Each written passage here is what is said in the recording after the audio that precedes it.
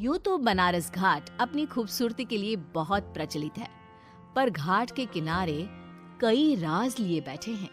ये कहानी शुरू होती है बनारस के घाट के पास बने ममता निवास से, जहां प्रिया लाल जोड़े में ममता के घर उसकी बहू बनकर आती है। आओ आओ बहू, घर को अपने पैरों से पवित्र करो। ममता घर की दहलीज पार कर ही रही होती है कि अचानक एक बहुत गंदी सी बास पूरे घर में फैल जाती है।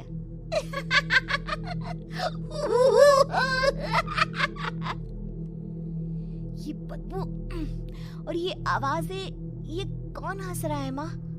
अब ये पड़ोसी ना हमारे थोड़े अलग से है। कहाँ हम शाकाहारी और ये मांस मच्छी खाने वाले। छोड़, तू ध्यान मत दे और गृह प्रवेश कर। और हाँ बहू, अपनी सास की एक बात हमेशा याद रखना, इन पड़ोसियों से तो कभी बात नहीं करेगी। अच्छे लोग नहीं है ये। अपनी सास की ये बात मानेगी ना बेटा? हाँ माँ, जो आपकी मर्जी, मैं उनसे बात नहीं करूंगी। अगले दिन प्रिया अपनी पहली रसोई बनाने रसोई घर में जाती है। ये छोकी बात तो नाक में जा रही है। एक काम करती हूँ, खिड़की खोल देती हूँ। प्रिया खिड़की खोलने जाती है। इतने जाले, लगता है इस खिड़की को कभी खोला ही नहीं गया। पर ऐसा क्यों? ओह, नॉन वेज की स्मेल आती होगी ना। 2 मिनट के लिए खोल लेती हूँ, फिर बंद कर दूंगी। प्रिया खिड़की खोलती है। खिड़की खोलते ही उसकी नजर सामने वाले घर की खिड़की पर पड़ती है, जहाँ एक लड़की खड़ी होती है, हाथों में मेहंदी, लाल रंग की साड़ी, बिल्कुल सजी धजी, मानो प्रिया की तरह ही वो भी नई नवेली बहू हो। वो प्रिया को देखकर मुस्कुराती है। हे भगवान, माँ ने तो इनसे बात करने को मना किया था। प्रिया फौरन ही खिड़की बंद कर देती है और तवे पर चढ़े रोटी की ओर देखने लगती है, पर वहाँ रोटी न होकर मछली पड़ी होती है। ये क्या? पहली ही रसोई में इतनी बड़ी गलती। हे भगवान, अब मैं क्या करूं? प्रिया बहुत डर जाती है और फौरन रसोई की सफाई करने और फिर सभी के लिए खाना बनाने लग जाती है। जब वो सबको खाना परोसती है, सब तो ठीक है, मैं बेकार में चिंता कर रही थी। हे भगवान, ऐसे ही बस अपनी कृपा बनाए रखना।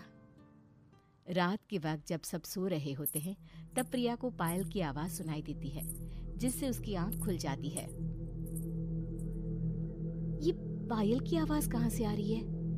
प्रिया उठकर उस आवाज के पीछे छत की सीढ़ियों तक जाती है। तभी उसे बच्चे के रोने की आवाज आती है। प्रिया छत पर जाती है तो क्या देखती है? वही लाल साड़ी वाली लड़की अपनी गोद में एक नवजात बच्चे को घुमा घुमा कर सुला रही है। तभी प्रिया की नजर उसके पेट पर पड़ती है। ओह गॉड, ये तो प्रेग्नेंट भी है। सुनिए, बच्चा सो नहीं रहा है क्या? मैं कुछ मदद करूं? नहीं नहीं, आपके घर वालों को अच्छा नहीं लगेगा, मैं संभाल लूंगी। स्नेहा की गोद से बच्चा हाथ मारकर प्रिया की गोद में आने को छटपटाने लगता है। दोनों घर अगल बगल में बने होने के कारण प्रिया उस बच्चे को गोद में ले लेती है। प्रिया के पास आते ही वो सो जाता है। बच्चे का वो स्पर्श रात भर प्रिया भूल नहीं पाती और अगली सुबह वो छत पर कपड़े सुखा रही होती है। तभी उसे एक औरत इशारा करके बुलाती है। स्नेहा कह रही थी बाबू तुम्हारी गोद में आते ही सो गया। मैं गौरी, स्नेहा की माँ हूँ। बहू, घर आना, बाबू को खिला भी लेना। शाम को जब घर पर कोई नहीं रहता, बच्चे से मिलने के लिए प्रिया छिपकर अपनी पड़ोसन के घर चली जाती है और कुछ देर बच्चे को खिलाकर वापस लौट आती है। इसके कुछ दिन बाद ही प्रिया को पता चलता है कि वो माँ बनने वाली है। ममता की खुशी का ठिकाना नहीं रहता।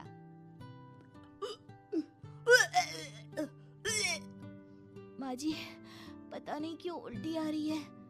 प्रिया भागती हुई वॉशरूम में जाती है तो हरे और लाल रंग की उल्टी करती है। उस उल्टी में से कीड़े निकलते हैं। ये क्या? खून और ये कीड़े! माँ! माँ! प्रिया की आवाज सुनकर ममता दौड़ कर आती है, पर बेसिन में कुछ नहीं होता। प्रिया हक्की बक्की रह जाती है। ये सब क्या हो रहा है? प्रिया घबरा जाती है और अपने कमरे में जाकर सो जाती है। डर के कारण वो इतनी थक जाती है कि उसकी आंख लग जाती है। तब उसे ऐसा लगता है उसके पेट पर मानो कोई बैठा हुआ हो। कौन हो? प्रिया के पेट पर एक 5 महीने की बच्ची बैठी हुई थी, जो बुरी तरह जली हुई थी। माँ, तुम ही मुझे लाई ना अपने पेट में? मैं तुम्हारी माँ नहीं हूँ। कौन हो तुम? माँ, देखो मैं जल गई बुरी तरह से। 6 महीने पेट में रहने को भी मुझे नहीं मिला। सहला दो ना माँ। बचाओ, बचाओ, माँ! ममता दौड़कर कमरे में आती है। प्रिया की बातें सुनकर वो सब समझ जाती है। तू कहीं बगल वाले घर में तो नहीं जाकर आई ना बहू? मुझे माफ कर दो, मैं गई थी माँ। उस घर में सब मरे हुए हैं बहू। कई साल पहले स्नेहा उस घर में बहू बनकर आई थी। कुछ ही दिन में वो एक बच्चे को जन्म देने वाली थी।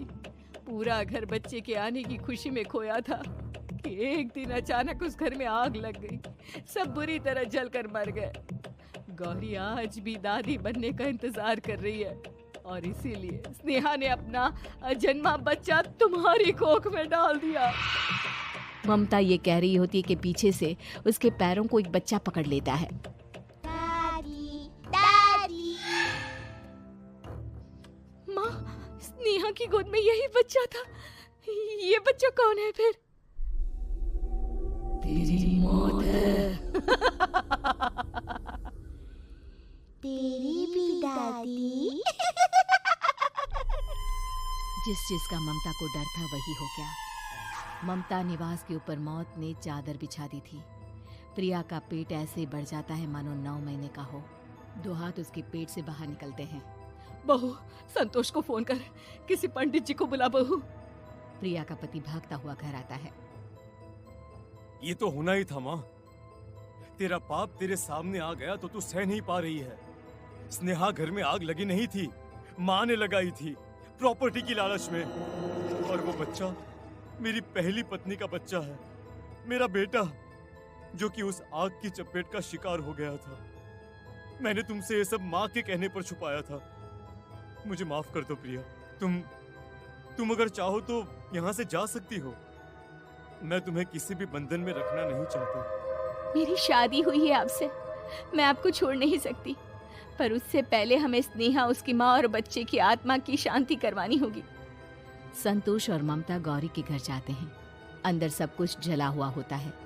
जमीन पर जली हुई लाशें बिखरी हुई थी। ममता रो रो कर अपनी करने की माफी गौरी से मांगती है। प्रिया स्नेहा के घर वालों का अंतिम संस्कार करवा देती है और ममता निवास फिर से आत्माओं के साए से मुक्त हो जाता है।